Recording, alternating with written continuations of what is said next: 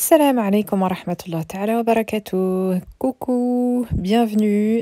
Petite recette de meringue facile et rapide qui régale les enfants. Salam alaikum. Alors, du coup, comme j'ai fait mes petits gâteaux, voilà, vous voyez, hein, mes appareils sont sales, je vais les nettoyer ensuite. Il me reste du blanc d'œuf, donc je vais faire des meringues. C'est une première. J'ai pris la recette de Sarah Harris, sauf que j'ai un tout petit peu plus de blanc d'œuf. J'ai 180 g de blanc d'œuf. Donc j'ai mis mes 180 dans mon bol. J'ai 180 g de sucre en poudre et 180 g de sucre glace. Voilà. Donc je lance la montée des blancs.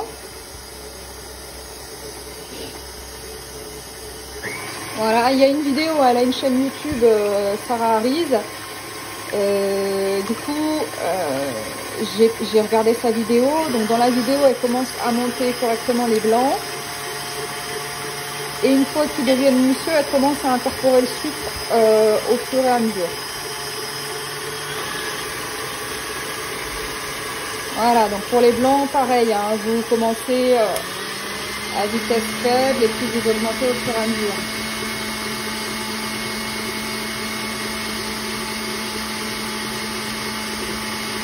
Je vais attendre que ça mousse encore un petit peu plus.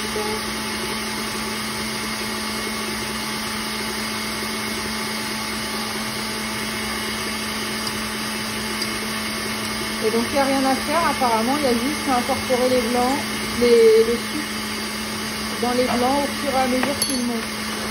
Alors moi ça fait pas longtemps que j'ai une petite chaînette, du coup je suis toujours un petit peu surprise par la rapidité avec laquelle ils montent les blancs.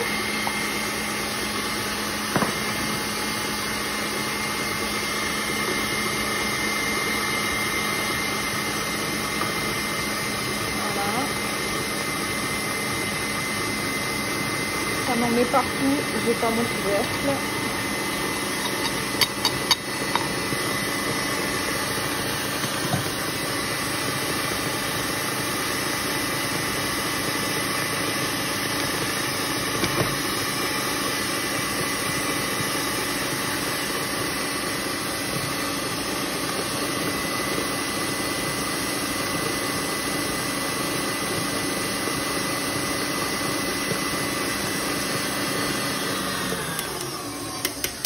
On va s'arrêter voir, j'en ai foutu partout. J'attends mon couvercle. Non, c'est encore trop liquide, je vais mettre encore à battre. Je vais juste racler un petit peu les parois. J'espère que j'ai pas été trop vite dans l'incorporation du sucre. On va voir, hein, si c'est un fail, tant pis. Ce sera de ma faute. Voilà. On va laisser tout ça battre tranquillement.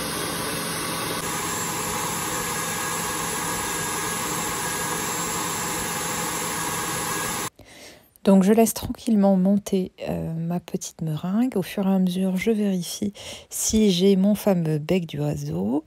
Et pour une petite folie, j'ai rajouté un tout petit peu d'extrait d'arôme de fraise. Voilà, je viens d'arrêter mon robot. J'ai rajouté un petit peu d'arôme de fraise comme je vous ai montré. Et donc voilà le bec qu'on obtient. Donc là, Inch'Allah, ça va être nickel. Je vais mettre ça dans une poche à douille et on va voir comment je vais les douiller. J'aimerais faire des roses, mais bon. Je ne suis pas experte de la poche à douille non plus, donc on va tester. Aujourd'hui, c'est une première. Alors voilà, je me prépare. Donc moi, j'utilise des poches à douille de chez et les douilles, j'ai acheté une poche chez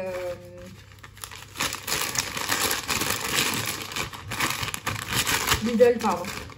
Voilà. Je vais utiliser cette douille. Voilà, donc je l'insère bien au fond.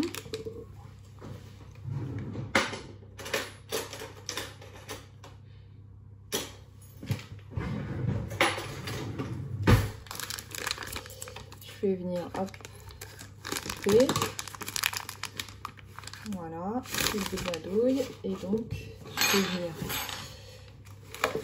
mettre mon pot comme ça dans ma gourde.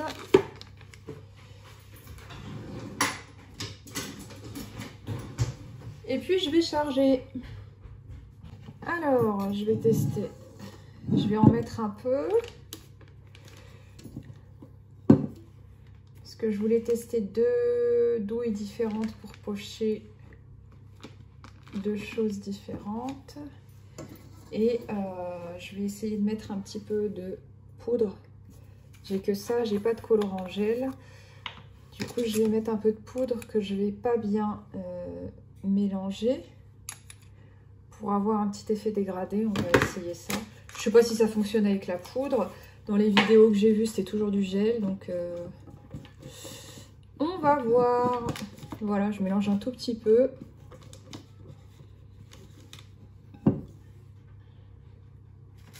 Et puis voilà, je vais remplir ma poche. Et je vais faire la même chose avec la seconde poche avec laquelle je vais mettre un embout différent. Je voudrais faire des roses et m'entraîner en fait à pocher. Voilà.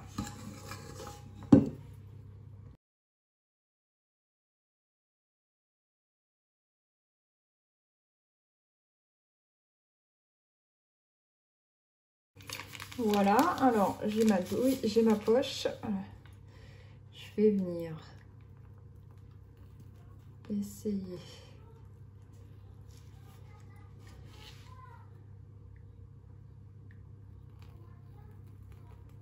Ah, c'est pas mal.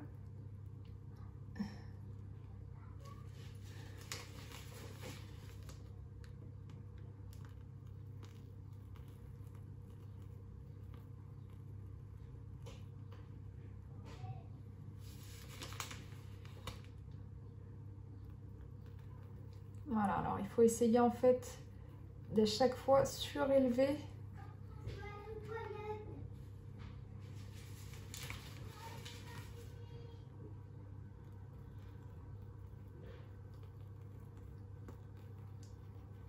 La poche. Je suis pas sûre que ma coloration soit très visible.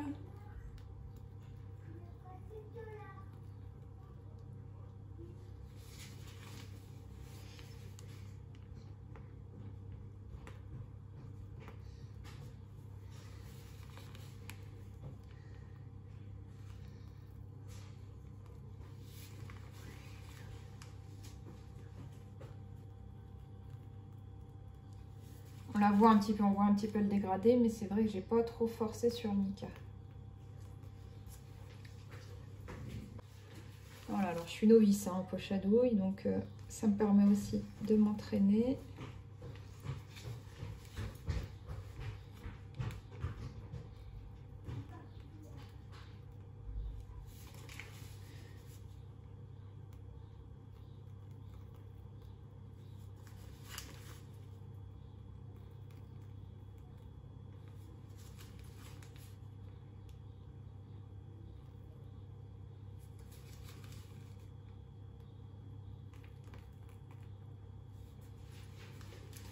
C'est plutôt pas mal, je trouve.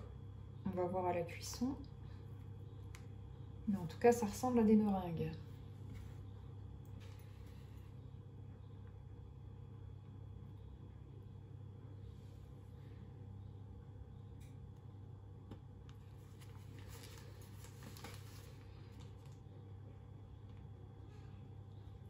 Ah oui, j'avais vu un truc où elle faisait comme ça. Ouais.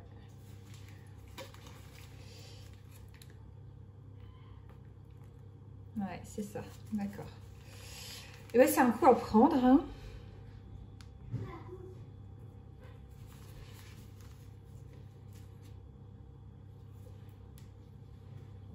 Alors du coup, comme j'ai ma plaque pour les mini tartelettes, bah, du coup je vais faire mes meringues dedans.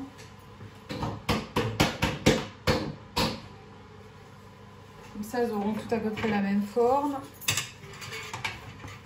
Je vais juste venir les sécher un petit peu. Voilà, on va tester.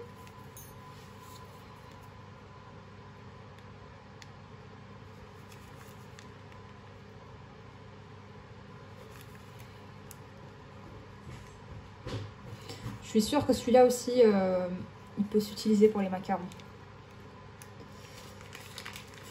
C'est la prochaine recette qu'il faut que je teste, c'est les macarons. Voilà, j'ai mal douillé parce qu'il ne me reste pas beaucoup.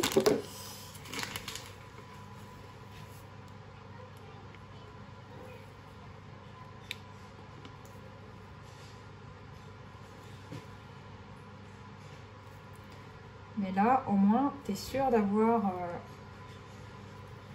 la même taille partout. Quand tu fais un petit gâteau, là il va y avoir la hit. Si vous faites des gâteaux, des layer cakes, des trucs comme ça, c'est bien d'avoir des petites décos équivalentes.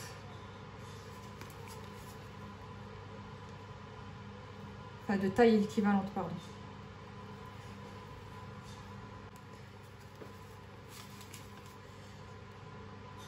Donc voilà, moi écoutez, si j'y arrive et que je ne suis pas une pro, je vous dis, c'est la première fois que je fais des meringues.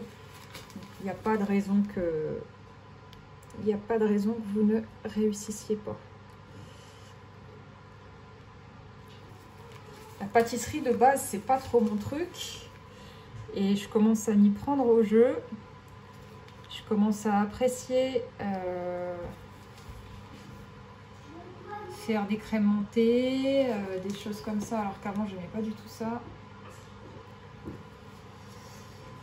Voilà, bah, c'est plutôt pas mal.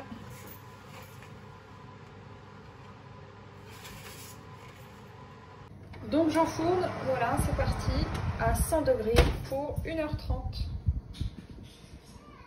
Voilà le résultat. Hop là. Et voilà, l'acide pâte. Elles sont toutes dorées et toutes brillantes, pardon. Bon, la prochaine fois, je mettrai un peu plus de mica parce que ça se verra pas, ou j'achèterai du gel, je verrai. Voilà.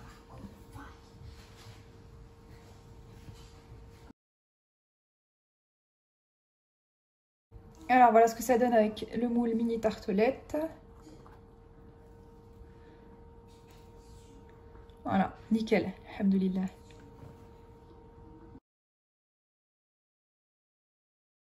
Voilà le résultat. Ces meringues ont été conservées 2 jours.